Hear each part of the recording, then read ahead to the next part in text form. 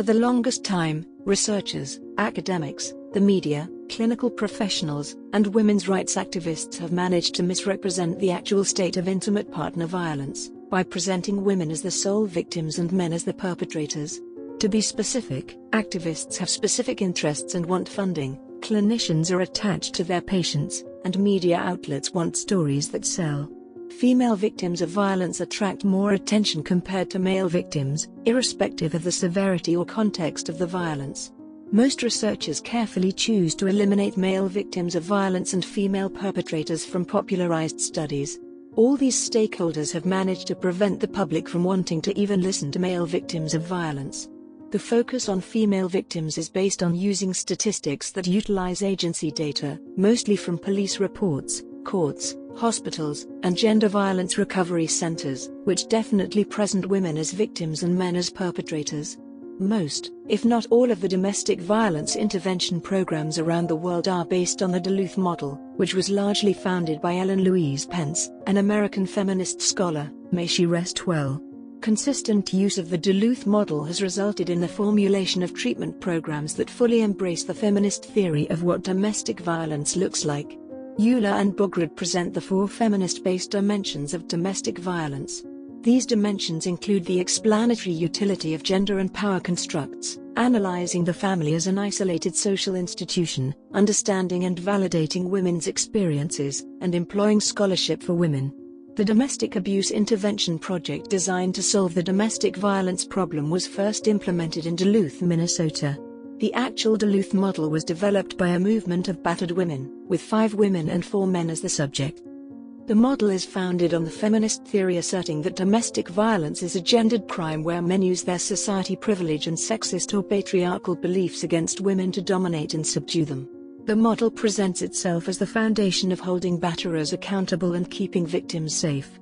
These are some of the characteristics that uses the Duluth approach. Of particular interest is taking the blame off the victim, prioritizing the voices and experiences of women in creating policies, and believing that battering is used as a tactic by men to control and dominate women.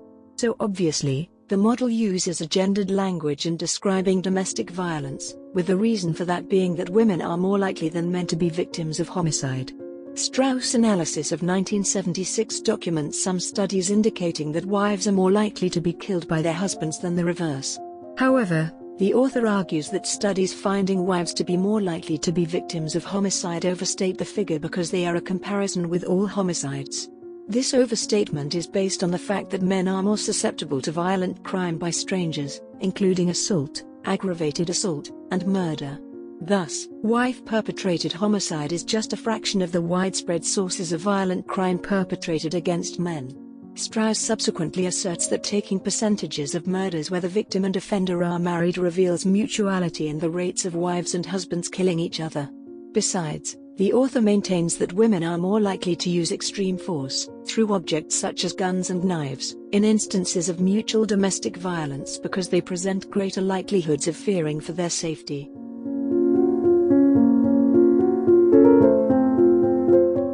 So how about instances where women are perpetrators and men are the victims? Remember, part of the characteristics of a community using the Duluth Model is taking the blame off the victim.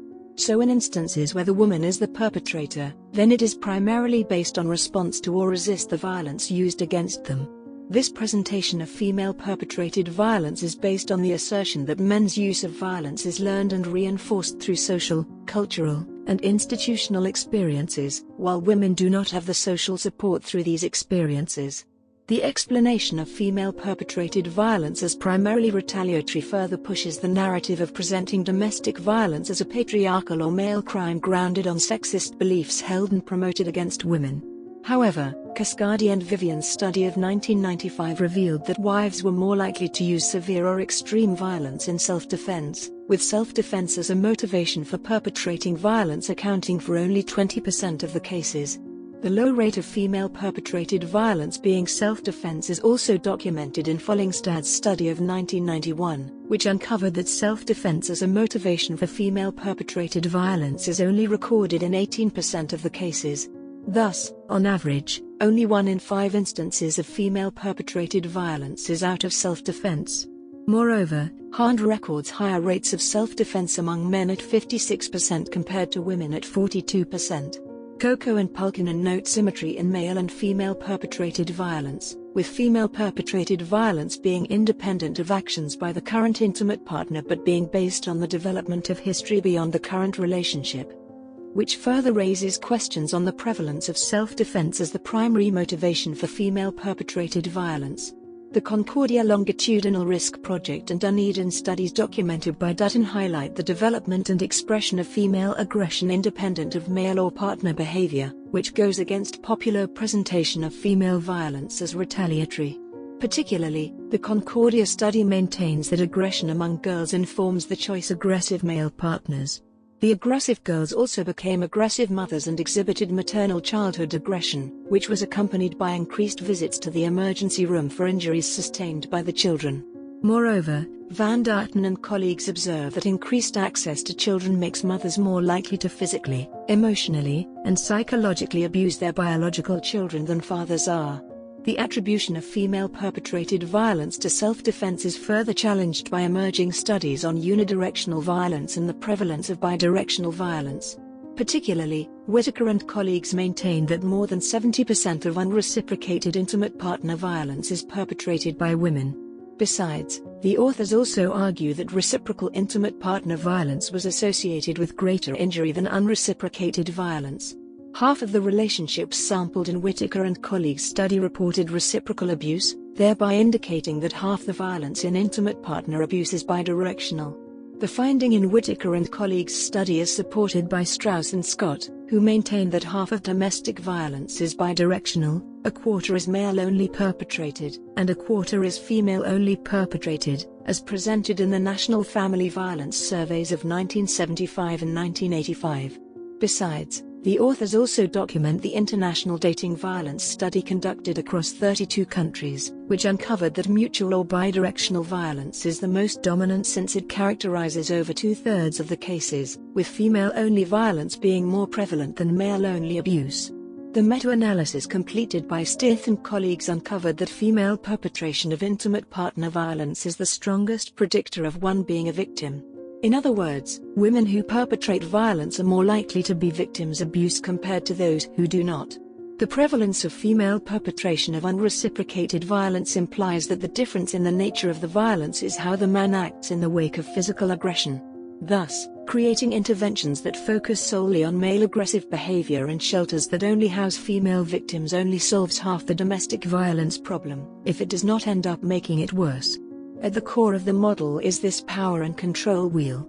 As you can see, the wheel presents various ways men abuse women, including using intimidation, using emotional abuse, using isolation, minimizing and denying blame, using children, using male privilege, using economic abuse and using coercion and threats. The source of this power and control is pretty interesting, at least according to the founder.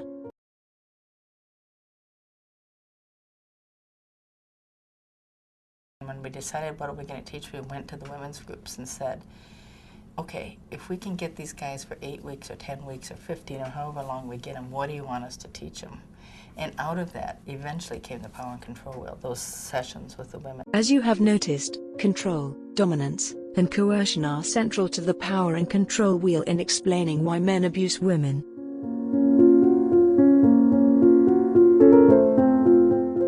The Duluth Model's approach to understanding and treating domestic violence focuses on men using coercion and control to dominate female victims. However, evidence suggests that lesbian relationships, which do not contain a man, thereby technically eliminating the patriarchy, sexist views against women, and male privilege, are more abusive than heterosexual relationships. Lion Gentle Warrior study of 1991 surveyed 1,109 lesbians who attended the Women's Music Festival to document the incidence of domestic violence in lesbian relationships, detail the nature of the violence, and determine the accessibility to the necessary resources for both perpetrators and victims. 90% of the sampled women responded yes to the question, "Do you identify yourself as a feminist?" Also, slightly more than half of the sampled women responded yes to the question, "Have you ever been abused by a female partner?" The forms of violence based on a provided checklist and the order of frequency were physical psychological abuse and verbal emotional psychological abuse. This table shows the distribution of abuse, with 17% reporting combinations of sexual violence and other forms. According to this table, a third of the women reported abusing a female partner, with half of the women who reported being victimized also reporting perpetrating abuse. 42% of the perpetrators reported inflicting physical harm, a third perpetrated physical psychological abuse, and 47% perpetrated strictly verbal or emotional or psychological abuse. Benhart's study of 2000 compared the rate of abuse in lesbian and heterosexual relationships. Particularly, the study explored differences in violence experienced by women in lesbian and heterosexual relationships. As shown in this table, 51% of the women in lesbian relationships reported experiencing physical violence, while 33% of women in heterosexual relationships reported the same, thereby indicating the lesbian women were more likely to experience physical abuse and be threatened by a weapon. The prevalence of sexual violence was 54% in lesbian relationships, while it was 44% in heterosexual relationships. According to this table, the actions taken by the women in response to the violence against them encompassed avoidance, talking to someone, and doing nothing. As you can see, lesbian women were less likely to tell anyone about the violence, report to the police, and call a hotline, while they were more likely to do nothing, avoid the person, and move. Based on the provided evidence, intimate partner violence is more prevalent in lesbian relationships, thereby casting doubt on the validity of presenting domestic violence as men's use of male privilege and patriarchal beliefs to dominate women.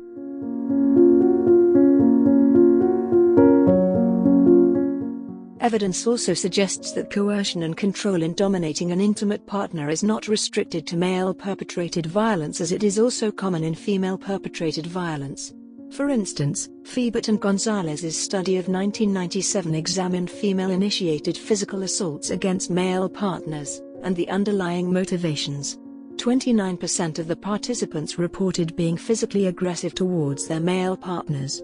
The participants were more likely to be aggressive in their 20s than in their 30s. Part of the reasons for initiating violence was getting their partner's attention, and the assaultive partners did not believe that their partners would be injured, and neither did they believe that they would retaliate. Strauss and Scott argue that 90% of women who perpetrate intimate partner violence report being frustrated, furious, and jealous. Follingstad's study of 1991 uncovered that 16% of the males and 28% of the females were victims of intimate partner violence. 12% of the males and 20% of the females reported perpetrating intimate partner violence, showing that women were likely to be both the perpetrators and victims of intimate partner violence. The study revealed that female victims perceived the male perpetrators as wanting to exert control in retaliation to the fact that she hit him first, while male victims viewed perpetrators as wanting to express negative emotions. Female perpetrator reported using physical force to express negative emotions, and the male perpetrators reported that their motivation was retaliation to being hit first and jealousy. Female perpetrators of violence were more likely to report the use of physical force to gain control. 37.5% of the male and 57.6% of the female participants attributed their perpetration of violence to anger, while 22% of the females and 8.3% of the males reported the desire to control their partner. 12.5% of men and 16.9% of women reported perpetrating violence to punish wrong behavior.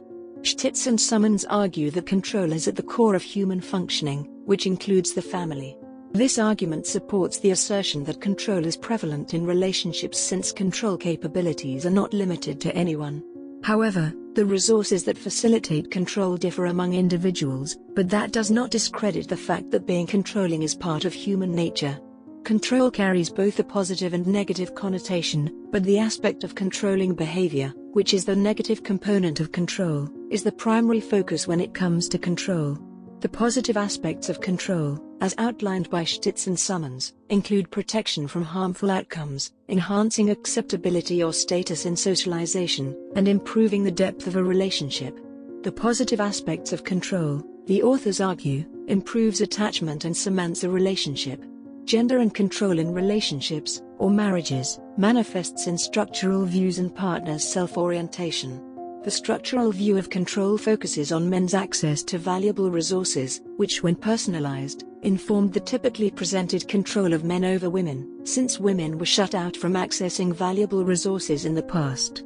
The widespread women empowerment has shifted the structural view of control and resources from the foundation of gender to accessibility to resources, with women who have access to resources also manifesting the innate controlling behavior that was typically thought as masculine. Stitz and Summons also argue that men and women orient themselves differently. Particularly, men are independent, with inclination towards inner abilities, while women are interdependent and focus more on built relationships as opposed to innate abilities. Controlling behavior in men shows connection to another person, which makes men less likely to create the connection with their partner. Stitz and Summons argue that to avoid having to create an interdependent connection with a partner, men avoid controlling or being controlled by their partner because it would reduce their commitment to the union. Women work towards developing harmonious relationships, with the harmony being achieved through the development or suppression of some behaviors. This behavioral suppression or development constitutes control, thereby making women to be more controlling and more likely to be controlled. In other words, Stitz and Summons assert that women's inclination towards the development and sustainability of relationships presents innate female willingness or commitment to control or be controlled. Stitz and Summons' 3-year longitudinal study of 2002 involving married couples uncovered that wives reported increased frequency of controlling behavior over their spouses than their husbands did. As presented on this table, across the 3 years of the study, wives reported more control, more role-taking, and more mastery, while husbands reported more commitment and more income. I think this study provides some valuable insight on control and commitment in relationships and marriage, which will be the foundation for a future video, so look out for that one. Strauss and Scott divide coercion into situational and generalized. On the one hand, situational coercion, which is the most common, encompasses an individual stopping or encouraging their partner with regard to a specific situation. Generalized coercion encompasses dominating and subordinating a partner, which is less frequent and more prevalent among men. The author of the model, Ellen Pence, says that none of the men involved in developing the Duluth model said they were interested in gaining power and control, but it is what the involved women said, and as an attempt to document their experiences, then they said the men wanted power and control. Even after the men explicitly stated that they were not interested in power and control, the developers of the model then thought, underline the word thought, that the men wanted control, and since then, men were told that they feel or felt entitled to power and control. The women weren't telling us men did it in order to get power and control.